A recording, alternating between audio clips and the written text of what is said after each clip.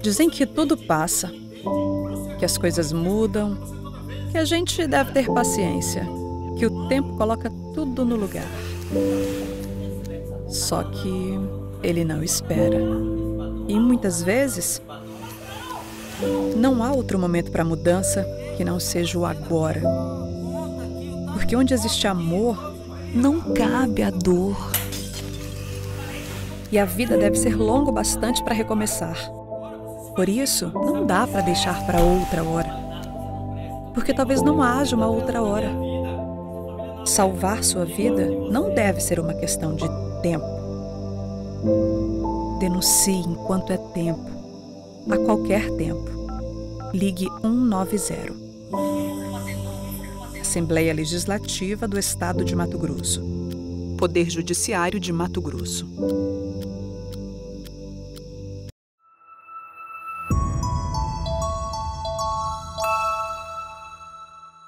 E hoje nós vamos falar sobre Junho Verde, que é o mês de conscientização sobre escoliose, um problema que afeta muitas pessoas, né?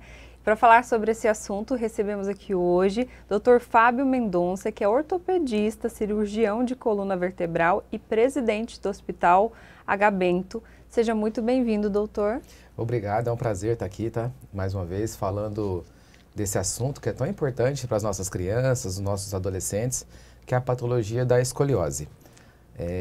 A Sociedade Brasileira de Coluna tem esse mês como mês uma campanha nacional, né, de divulgação do que é a escoliose, como fazer o diagnóstico e o que a gente faz com as nossas crianças que estão diagnosticadas de escoliose.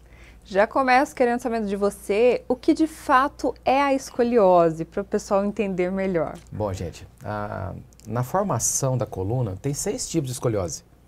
Tem 6 tipos, tá? A mais comum é a escoliose idiopática do adolescente. Escoliose, ela é aquela quando uma pessoa tem na coluna, se você olha de frente ou se você olha a coluna de costas, você percebe uma forma de S no corpo da pessoa ou uma forma de C. É aquela pessoa que está ficando um pouco torta. A coluna está um pouco deformada, tá? Então, assim, a escoliose em si é uma deformidade osteomuscular da coluna vertebral. E existem fatores de risco, né, para a pessoa que tem escoliose? Tem fatores de risco, tá? A genética, obviamente, é uma bem importante, tá? Porque quase tudo no nosso corpo, as características do corpo, elas estão associadas à nossa genética. Então, tem famílias que tem mais comum, é mais frequente a incidência da escoliose naquelas famílias, tá? E outro fator de risco são as meninas, tá, gente? É a escoliose, 70% dos casos de escoliose são as meninas, são pessoas do sexo feminino. Meu Deus. Então, quem tem pai e mãe de menina, preste mais atenção na sua filha aí. Vamos dar uma olhadinha e ver se a coluna está alinhadinha ou não, porque 70% dos casos ocorrem nas meninas e 30% nos meninos. Mas tem alguma justificativa, o porquê de ocorrer mais em meninas, doutor? Como eu disse, a escoliose mais comum é a escoliose idiopática. Esse termo idiopática na medicina significa o que a medicina não consegue explicar a causa. Então, assim, a gente não tem uma explicação por que as pessoas têm escoliose. Tá? Isso é importante, assim, saber que quando tem um diagnóstico na família, é ultra importante os pais procurarem um atendimento especializado. Até porque tem que ter orientação. Acaba que imagina que a culpa da escoliose é porque senta torto, é porque carrega mochila, é porque está jogando videogame demais e na maioria das vezes, quase sempre, não é, gente. A escoliose ela é idiopática, é sem explicação. Aí esse é um tipo, né, das 6 que eu te falei. Mas a idiopática é a mais comum. E tem outras escolioses, né, que é a escoliose infantil. Então tem bebês que já nascem com escoliose, que é uma forma bem, assim, grave, de difícil tratamento. E quanto antes ter o diagnóstico, muito mais fácil é. Eu já ia te perguntar, você falou que bebês também, eu ia perguntar para você agora em que idade começa a se manifestar uma escoliose, mas você disse que em bebês, né, já dá para perceber. Um dos tipos, graças a Deus, é o mais raro, que é a escoliose infantil, tá? Mas assim, ela pode acontecer. Normalmente, o diagnóstico é feito no exame físico mesmo, pediatra, né? Que quem consegue identificar essas deformidades que chama a atenção, não é quem está dentro de casa, viu, gente? Normalmente o diagnóstico, ele é percebido por quem não está convivendo com a criança. É alguém que vem de fora, né? É uma tia, um vizinho, uma avó que veio visitar, ou está lá na escola, foi beber uma água no bebedouro. Quando faz aquele movimento para beber a água, alguém que está na fila atrás percebe que as costelas estão um pouquinho diferentes, aí chama a atenção, você tem escoliose. Aí começa o corre, né? Aí vem a família, vai procurar o atendimento, faz um raio-x e dá o diagnóstico. Então, assim, normalmente esse diagnóstico que ele é feito nesse momento, assim, é um diagnóstico já meio tardio. Então, assim, essa campanha que a Sociedade Brasileira de Coluna tem é para chamar a atenção dos pais e também, gente, dos nossos professores. Vocês, professores que trabalham com as crianças nessa faixa etária dos 9 até os 17, 18 anos de idade, observem melhor os seus alunos, dê uma olhadinha, vê se não tem um ombro diferente, vê se a cabeça, o pescoço não fica um pouquinho tortinho assim. São detalhes mínimos, tá? Que você consegue perceber, se olhar com atenção. Vê se a bacia não tem um pouquinho de mais alto que o outro, se a cintura da criança não tem um lado que é um pouquinho mais para dentro e outro lado um pouquinho mais para fora. Dá para observar também um diagnóstico se as escápulas de um lado fica mais para trás e o outro lado é mais para frente. Então, quando você olha a criança, o adolescente assim, mama na menina, às vezes a mama de um lado é maior que a outra e não é. A mama é um pouquinho mais para frente. Porque a costela de um lado, quando tem a escoliose, além de fazer uma curva em S ou em C, o tronco ele gira. Por isso que a costela de um lado fica mais para trás, a mama vai para frente. Então é uma deformidade do tórax. Então tem que estar atento. São vários sinaizinhos. E como quem está dentro de casa, para os pais e para as mães que já sabem que os filhos têm escoliose, assim, é difícil o pai e a mãe perceber. Porque todos os dias você está vendo aquela criança e a evolução da escoliose ela é sempre muito lenta, é progressiva, ela é devagarzinho. E dia a dia você não percebe. Tá? Então você tem que chamar a atenção mesmo da população, dos pais e professores, tios, tias. Dê uma olhada nas nossas crianças, porque se faz o diagnóstico bem cedinho, tá? 11 anos, 12 anos, é possível fazer vários tratamentos que previne ou retarda a evolução e muitas vezes tem uma vida normal com a escoliose.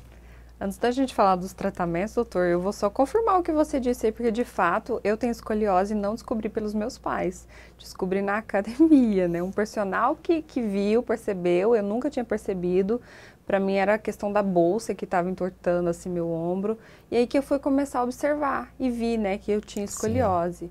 Mas uma coisa curiosa é que isso tem essa formação diferente, né? Que o físico acaba às vezes incomodando, você vê umas diferenças, mas eu não sinto dor. Então eu queria saber do senhor, a escoliose ela causa dor ou nem sempre? Bom, tem um estudo essa pergunta é bem comum, tá? E tem um estudo enorme americano que comparou quase 10 mil pessoas nos Estados Unidos por quase 15 anos. Grupo de pessoas que tinha escoliose e grupo de pessoas que não tinham escoliose. No longo destes anos todos, a mesma queixa de dor teve nos dois grupos. Ou seja, quem tem escoliose pode ter dor na mesma incidência de que quem não tem escoliose. Então, assim, este estudo nas escolioses leves, né? Quando é uma escoliose grave, não. A escoliose grave aumenta a chance da pessoa ter dor, tá certo? Mas a dor não é um sintoma típico da escoliose, tá, gente? Não é porque tá com dor que vai descobrir que tem escoliose. Sim. O diagnóstico é mais feito decorrente da deformidade mesmo. Doutor, falando agora sobre tratamentos, né? Como você disse que também se você puder complementar para a gente como é feito o diagnóstico e quais as formas de tratamento nós temos hoje. Se é apenas indicado a cirurgia para o tratamento da escoliose. Não. A cirurgia ela é a última das opções de escoliose e a menor parte das pessoas precisam de fazer cirurgias, tá? Existem uns critérios bem definidos sobre a indicação do tratamento cirúrgico. O que acontece com a escoliose? Se a gente descobre ela recente, loguinho no início, temos 3 tipos de colete que é possível fazer o uso dele. O que o colete faz? O colete ele é moldado no corpo da pessoa, né, de forma que ele força aquela correção. No consultório eu explico que funciona mais ou menos como o aparelho de dente. O aparelho de dente, ele puxa o dente e o osso vai remodelando e o dente desloca para lá, para frente, para onde o dentista forçar ele vai. Na coluna é a mesma coisa. Quem usa o colete, a gente consegue forçar um pouco a coluna, com essa força, a coluna pode até corrigir, o que não é muito fácil a correção, mas ela evita a piora. Então, quando a gente descobre no início, a gente consegue evitar a piora da escoliose, tá? Porque a piora da deformidade, ela acontece quando ocorre os estirões do crescimento. Então, nós temos 2 estirões, um na primeira infância e o outro perto da adolescência, que é por volta dos 11, 12 anos, quando a menina menstrua, então ela está entrando no segundo estirão do crescimento, o menino lá pelos 13, 14 anos, ele tem um estirão. E neste estirão é onde a coluna entorta mais, é onde ocorre a piora da deformidade. E nesta fase é fundamental que esteja usando o colete para quem tem escoliose. Aí tem 3 tipos de colete que pode ser utilizado, depende de cada caso, que tem escolioses, que a curva é mais aqui na parte torácica, tem escoliose que é na parte lombar. Existem escolioses que é por má formação congênita. Uma das 6 tipos de escoliose é quando tem má formação. A vértebra pode nascer de um lado maior, do outro lado menorzinho, ela funciona como uma cunha e a gente fica tortinho. Então, para esse tipo de... Cada escoliose, gente, tem uma forma de tratar. Mas o tratamento cirúrgico é somente para as formas graves. Tá? A escoliose, ela traz, além da deformidade física, né, traz um impacto emocional muito grande para as crianças que estão em fase de desenvolvimento emocional também, né? Então, assim, essa etapa do diagnóstico, que a maioria é feita ao redor dos 13 anos, tá? A gente tem que puxar para mais cedo, por isso essa campanha da SBOT, da Sociedade de Coluna, tá? Traz para mais cedo o diagnóstico, mas assim, o impacto social da pessoa que tem escoliose, ele é muito grande ainda.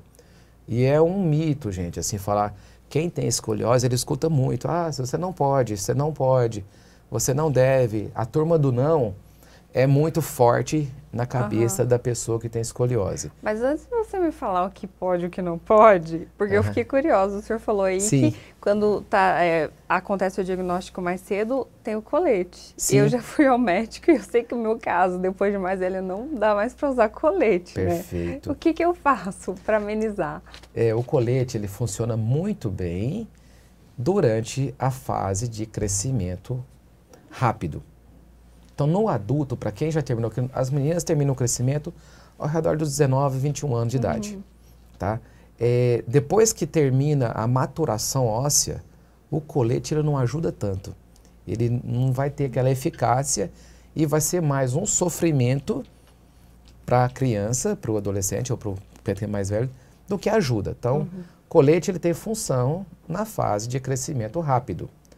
Então, por isso, o diagnóstico precoce é importante, porque o colete vai funcionar. O colete, depois que já está maduro o osso, a pessoa já cresceu quase tudo, já não vai ajudar tanto usar o colete.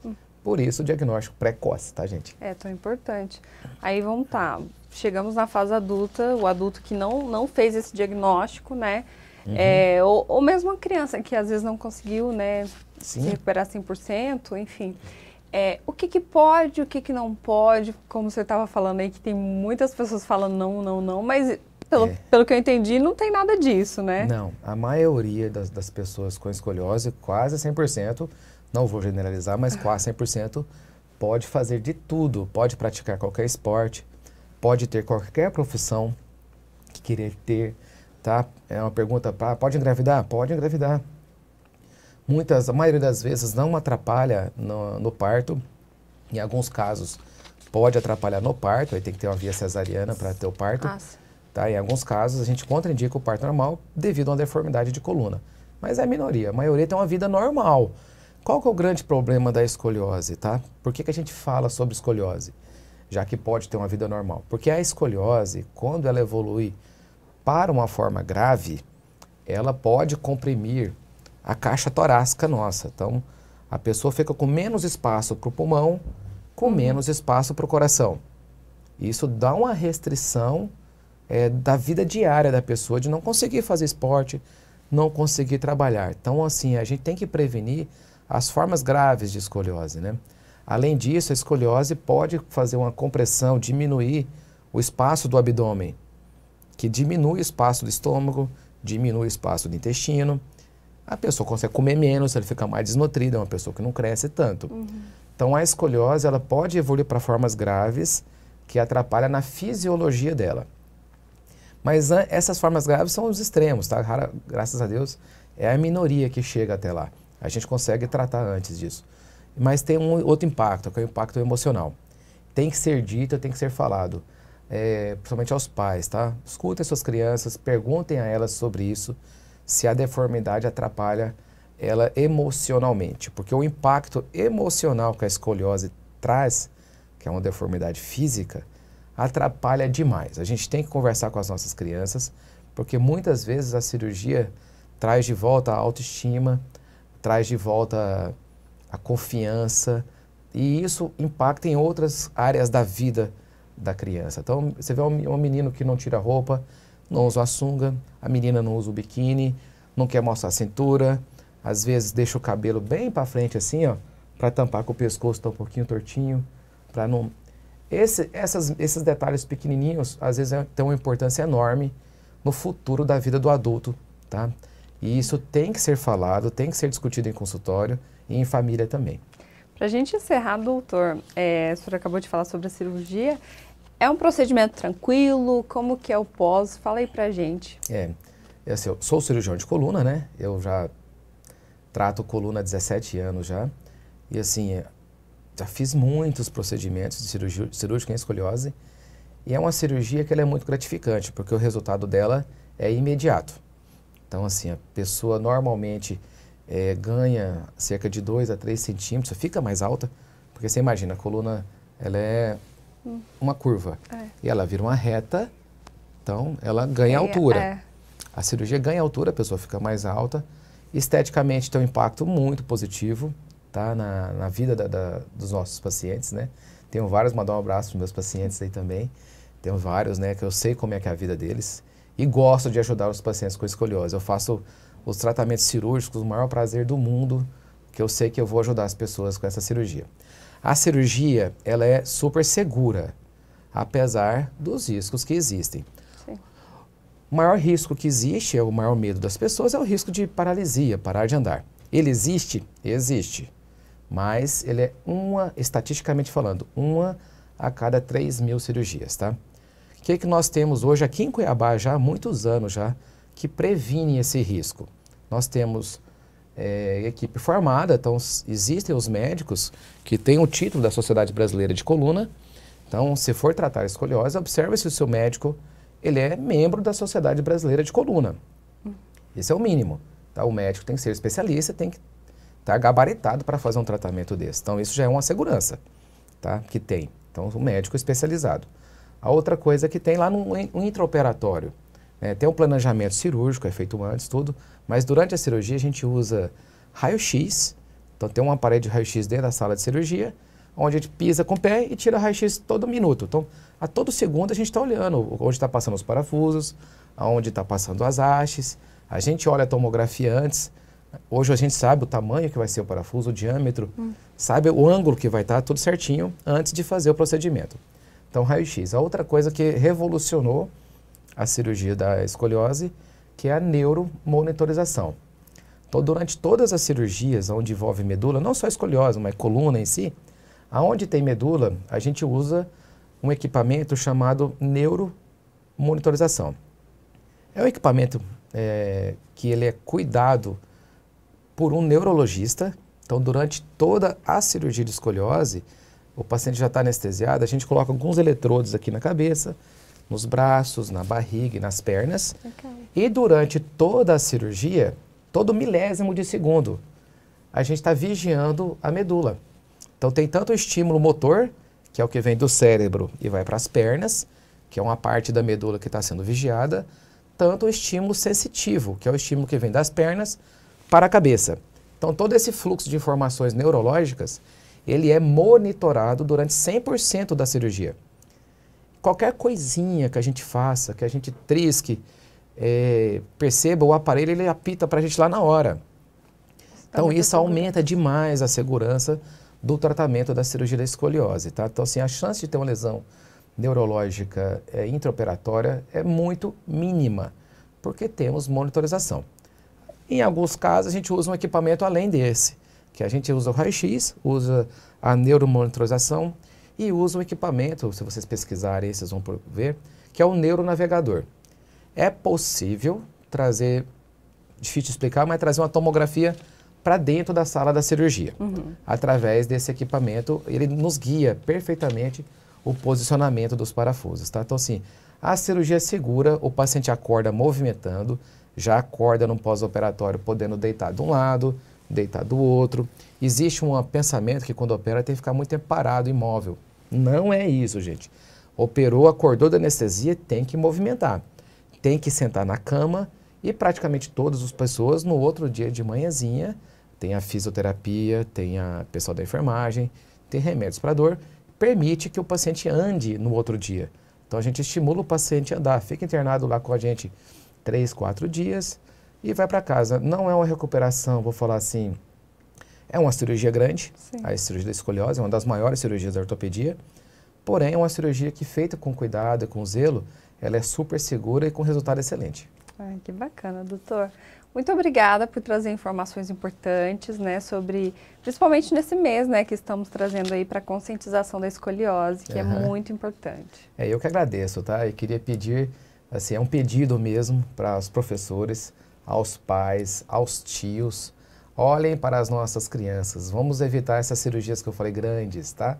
Vamos dar mais o tratamento com colete, ou se precisar de fazer uma cirurgia menorzinha, pequenininha, descobrir mais precocemente, isso é muito importante, tá? E falar para todo mundo que tem escoliose que não tem nenhuma limitação na sua vida, que você pode ser o que você quiser na sua vida, tá? Esse aspecto emocional da escoliose é muito importante, eu espero ter ajudado vocês. Muito bom, muito obrigada, viu? E eu que agradeço. E se você gostou da nossa entrevista, deixe o seu comentário pra gente, compartilhe também nas suas redes sociais.